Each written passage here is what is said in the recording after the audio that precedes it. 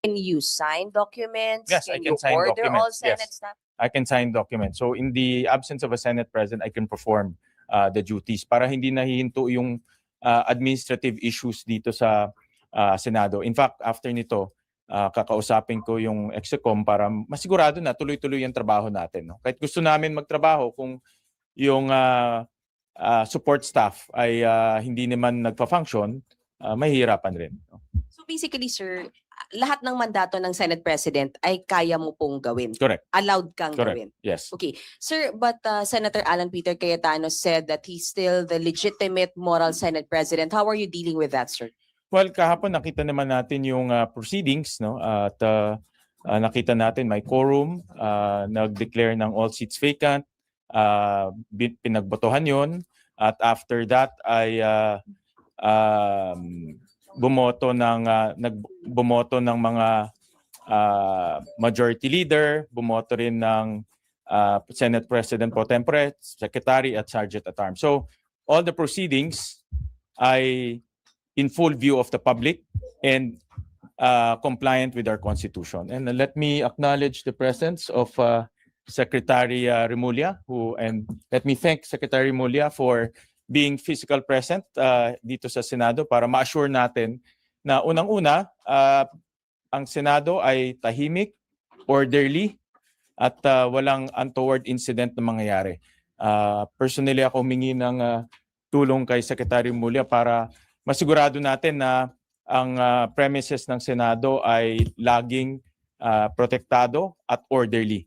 Pero nababalitaan ko rin kanina papunta dito galing ng sa sasakyan ako, maraming mga grupo na nag-organize, maraming mga grupo na magra-rally dito.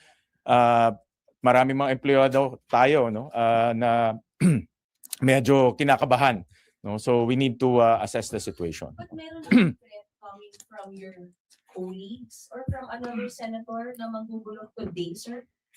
That's why Sec. John Vic is here. No, ito preemptive action to.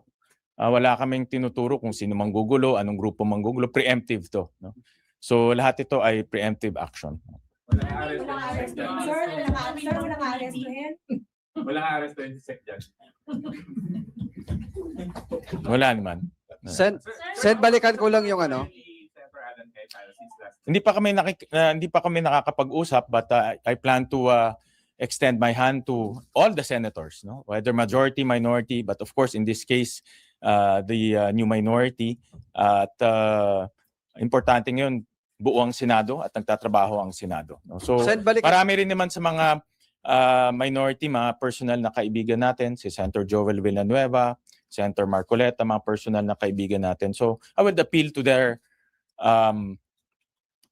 hearts na magtulungan tayo para dito sa ating institution. Pipigyan niyo ba po mag-resume ngayon yung Blue Ribbon under Senator? Ang Blue Ribbon Committee ay nag-reschedule. Ang bagong chairman natin, si Senator Erwin Tulfo, ang kanyang declaration at announcement ay na-move niya yung Blue Ribbon hearing to June... Until further notice. June 8 until Monday. Kaya lang, sir, may preparation po sa session hall. Actually, hindi ko alam para saan yun, no? Hindi ko alam para saan yun. But wala tayong hearing today. No?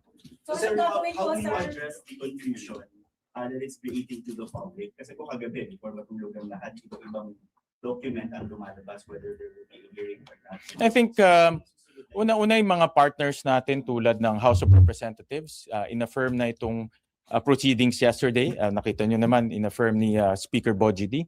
After that, Malacanang rin in-affirm, no, yung proceedings yesterday. At sabi nga ng Malacanang, if I can borrow the words, legal, no, yung proceedings. No? So these are tawag ko partners kasi alam nyo naman, ang batas hindi mapapasa kung wala ang House of Representatives.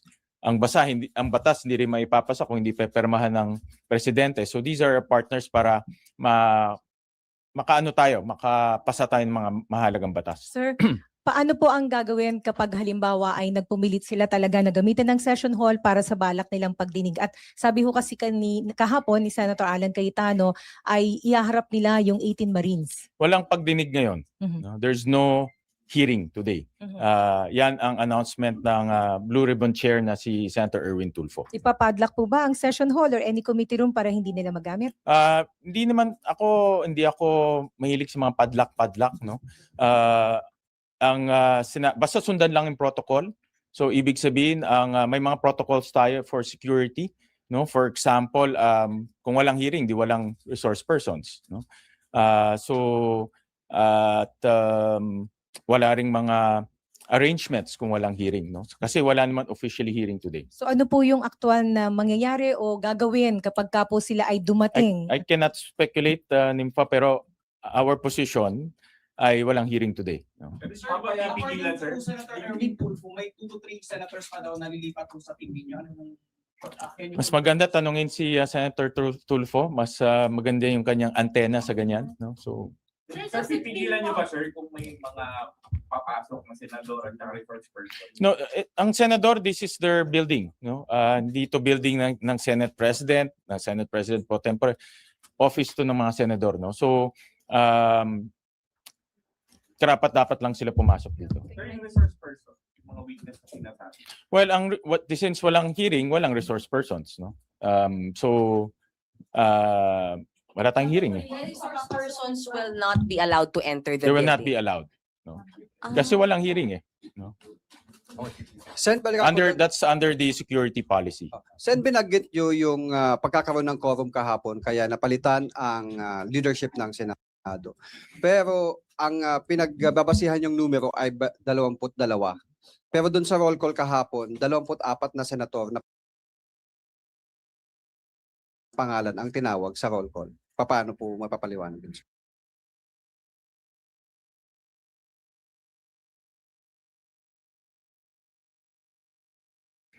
Wala, iba naman yung roll call, siya iba yung declaration ng presiding officer at that time. At yung presiding officer nag-declare very clearly na ang denominator yesterday ay 22 senators. Sabi ng ilang experts, ang Avellino versus Cuenco ay hindi applicable sa situation ng Senado ngayon dahil iba yung situation na nangyari noon, 1949. From 1949 to now, in Avellino case is the only Supreme Court case related to quorum. Wala nang iba, no? So until now ginagamit pa rin 'yan in cases of determining quorum. Sen, ano pong mangyayari dun sa mga bill na hindi natalakay yung mga pending for amendment sana? Magpapa-special session po ba kayo? Well, yun yung pinag-uusapan namin. Especially, ang isa sa mga concerns natin ay yung 5 general na dapat ma-promote, no? Pero hindi sila na-confirm at pag lumampas sila doon sa birthday nila, hindi na sila pwedeng i-promote, no? So, unfair naman sa mga general natin na nagsilbi sa ating bansa at sa ating bayan. So, yun ang isa sa pinakamabigat na concern na dapat nating mabigyan ng pansin. Kasi yung 3 days na hindi tayo nagkaroon ng session, hindi rin sila na-confirm, no? So, yun isa sa, para personally, yun ang isa sa mga gusto ko ma-address, no? Yan ang isa sa mga tinitignan namin, no? Possible is a special session. Ha? How soon? Titignan namin muna yung tinitignan ko ngayon at tinitignan rin ng mga ibang mga senador yung mga list of bills na kailangan natin matakal, yung mga personalities na kailangan natin ma-confirm. Dapat maipon yung para kung magkaka-special session man, tuloy-tuloy, no? Tuloy-tuloy maaprubahan lahat yun, Will you no? be seeking audience with the president soon? I need to consult our senators first, no? Kailangan natin ma-consult siya. Yung mga senators natin para malaman natin kung ano ba yung mga kailangan natin approvean sa special session. Pero Pangulo kasi hindi ng special sessions. Siya ang magpapatawag o siya ang magpapatawag. So both houses? Both houses yun. So that's a good point. We also need to coordinate with our counterparts ang House of Representatives kung ano pa yung mga natitira nilang mga bills, ano pa yung mga kailangan nilang gawin, no? sir, how do you Sayang kasi kung nag-special session tayo, make sure ma-maximize na natin yung oras. Sayang, eh. No? Sir, paano po ba Kasi kagabi naglabas si Senator Erwin Ano? as the new Blue Ribbon Committee Chair ng notice that the Blue Ribbon Committee hearing today is postponed until further notice. Yung kanyang notice kagabi is postponed yung hearing ngayong araw until further notice? I believe he will. Ibig sabihin ba nito, No, no, sir? I will believe he will issue another announcement. No, based on my conversation with him, Monday ba? June 8, no? June 8, Monday ang kanyang target. No? Kaso nakikita ng iba na parang yung attempt daw to stop yung pagsasagawa ng Blue Ribbon hearing sa No, walang Patrol attempt. Escada. Itutuloy yung Blue Ribbon hearing. That's very clear. Si Senator Erwin Tulfo, the chairman of the Blue Ribbon, itutuloy niyan. Of course, since bagong appointment niya, he has to update himself, no, with the situation and with the pieces of evidence. So itutuloy niyan. Sir, si Senator Alan Peter Cayetano naglalabas din ng instructions sa OSAA, sa mga empleyado. As we speak now, sino dapat ang pakinggan ng mga empleyado ng mga OSAA doon sa mga instruction na ibinibigay? Dahil dalawa po yung lumalabas na instructions. Well, na in na-receive duly nila. elected ng majority. Of course, si Secretary Ray Bantug, ang duly elected secretary natin. Ang ating Sergeant at Arms, si General Corpus, wala siya dito, no? Si General Corpus, and of course, yours truly, bilang the SP Pro Tempore. Sir, masasabi bang stable na ang Senate kung dala-dalawa po kayo ni Senator Alan who are giving orders? Specifically kagabi, naglabas po siya ng memo, tuloy yung Blue Ribbon. After an hour, naglabas po kayo ng memo ng work from home. So how stable is Senate with two leaders ordering the split? Yeah, that's why I'm reaching out to our to all our senators, no? Hindi naman ako, like I said, hindi ko tinitignan majority, minority. Let's work together, no? Importante na nagtatrabaho tayo. We want to go back to work. Gusto natin na maayos ang takbo ng Senado. Pantay-pantay naman kami na gusto na natin magtrabaho, no? So I think common goal yan ng any senator. So ano po ang report sa inyo? Nag-comply po ba yung Senate employees and OSAA dun sa inyong directive, like yung work from home muna and yung mga Yes, I security think so. arrangements? I think so. Pasok ko lang. I have to, actually, may meeting kami ngayon ni Sec Ray on the situation, and I appreciate si Sec John Vic ay nandito rin to para bigyan kami ng update on the situation. No? So after this, trabaho na. So nag-bakit na si Atty. Montales? Nag-bakit na sa office? I believe so. No? I believe so. Senator, Hindi pa medyo bago pa lang eh. So yeah, I have to get Pero yung Blue Secretariat, sir, hindi po punta sa pinatawag na hearing. walang hearing ngayon eh. So walang secretariat na pupunta. Yeah. Sir, kung office ng mga senador po ang Senate, bawal lang po yung resource persons to enter the session hall pero pwede sa opisina ng mga senador? Meron tayong protocols for visitors and guests. So sundan lang yung protocols, no? Guys, ang importante dito masundan yung protocols, no? Masundan yung procedure natin. Gusto natin safe, orderly ang Senado. Senator, picking up Gusto from natin lahat ng pumapasok dito sumusunod sa mga patakaran natin. No? Senator- Dahil kung hindi magulo. Senator, picking up from the 2020 House fiasco, nag-hold sila ng session outside of the batasan. And what will happen if magkaroon ng ganong instance for committee hearing or perhaps a session na The most plenary? important is quorum. And quorum needs numbers. No? We have 12, they have 10. No? And the minimum number for quorum is 12. How about for a committee hearing? Committee hearing, if you listened yesterday, all seats vacant. So lahat ng chairman vacant except doon na na-appoint yesterday. In fact, walang mga members kasi all seats pati members ay vacant. No? So should the PIA or the Cayetano block hold a Blue Ribbon Committee outside of the Senate that wouldn't be recognized? The senators are not precluded from holding meetings, from holding consultative hearings. Ako, ang dami kong naka-line up na consultative meetings in the next few days with the farmers, transportation group, the NVS, logistics group because of inflation. So these are my own initiative na imi-meet ko yung mga different stakeholders to hear their voices, no? And yung mga problema na nararanasan nila. No? So, yan, trabaho yan ng mga senador. No, regardless kung anong committee ka, regardless kung anong interest mo. No? Senator, Okay.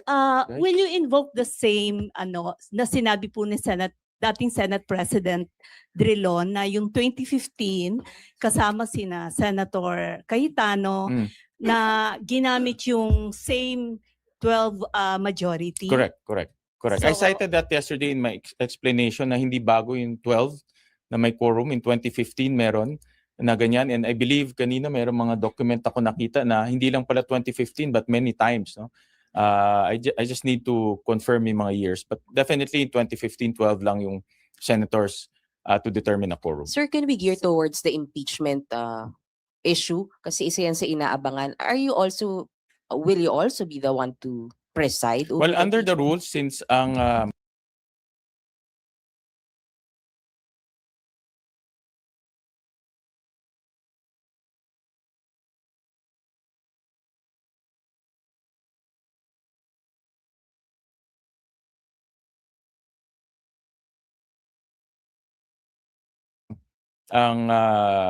Senate President pro tempore ay assumes the acting Senate President, tayo ang magpe-preside, no, ng impeachment.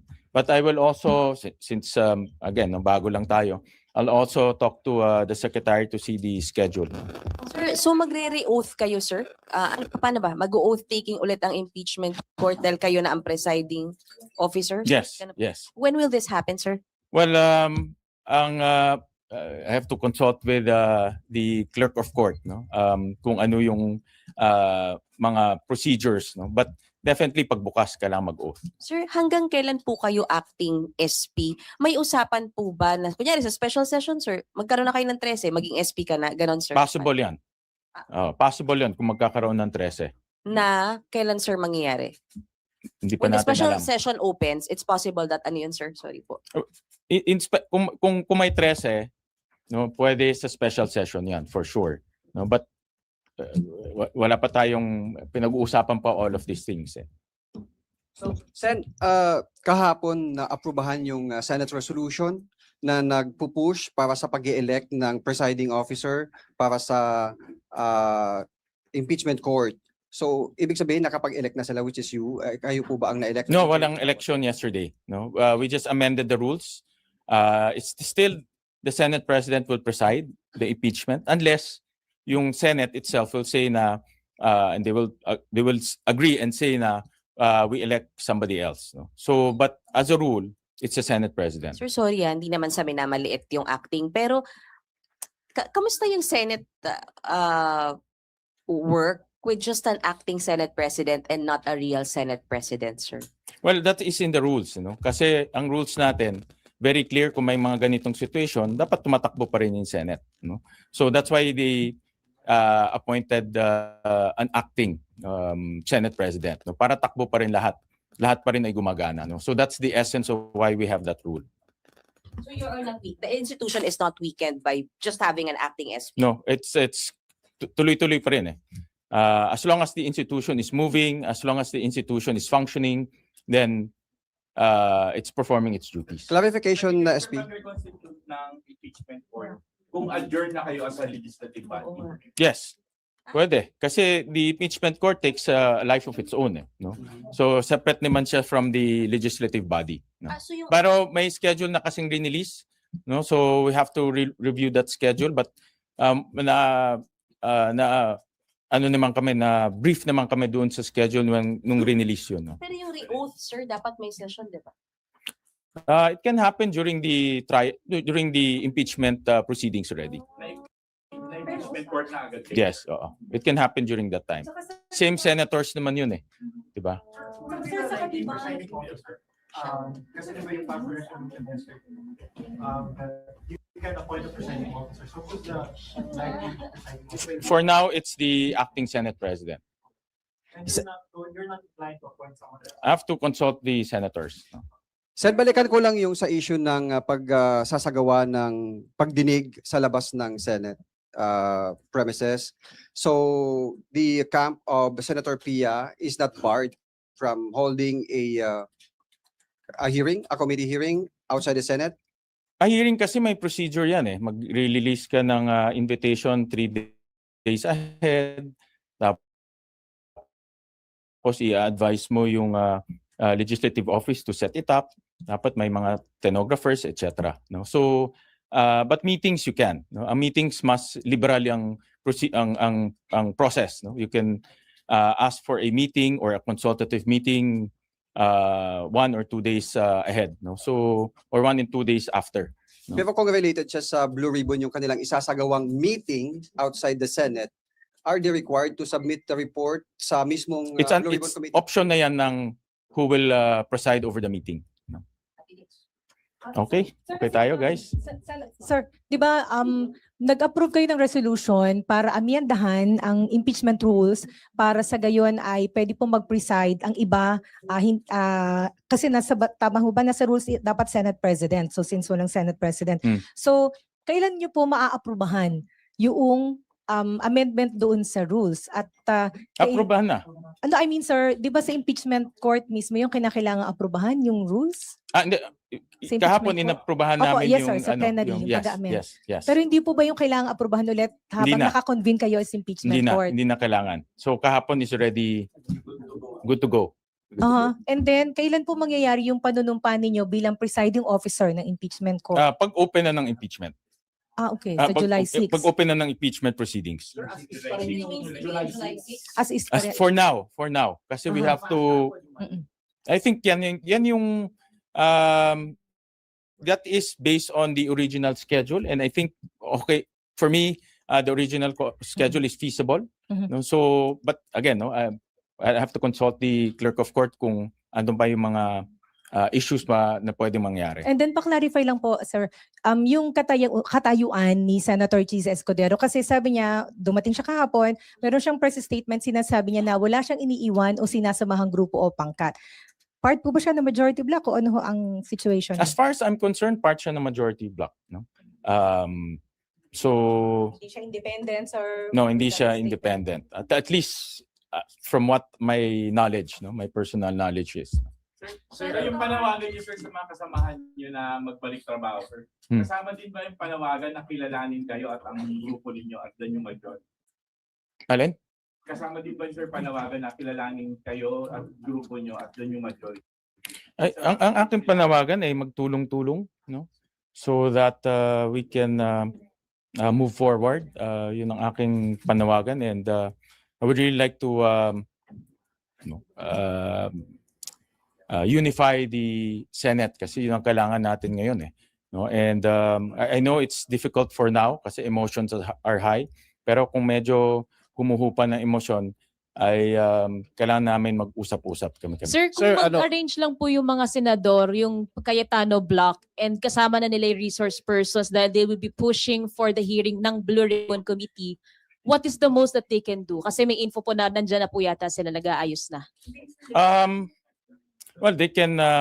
There's no hearing. That's for sure. No, kasi pinospone ng reschedule ng Blue Ribbon chairman. Ipo-push out po ba sila? First out sila? Senador lang ba pwedeng pumasok? Resource persons? Labas? Paano Well, in resource persons hindi pwedeng makapasok dahil walang hearing. No, so that's part of our protocol. Sir, Sir, kahit na naka-adjourn dahil naka-sinid adjournment, tuloy ang mga committee hearings, may authority sila. Lahat ng committees pwede mag-hearing. No? So yan ang practice natin. Pero wala nga members, sir. Paano Walang members, but the chairman can invite all senators. So Sir Chairman lang po yung allowed na mag-initiate po ng committee hearing Yes, and not Chairman. the members himself.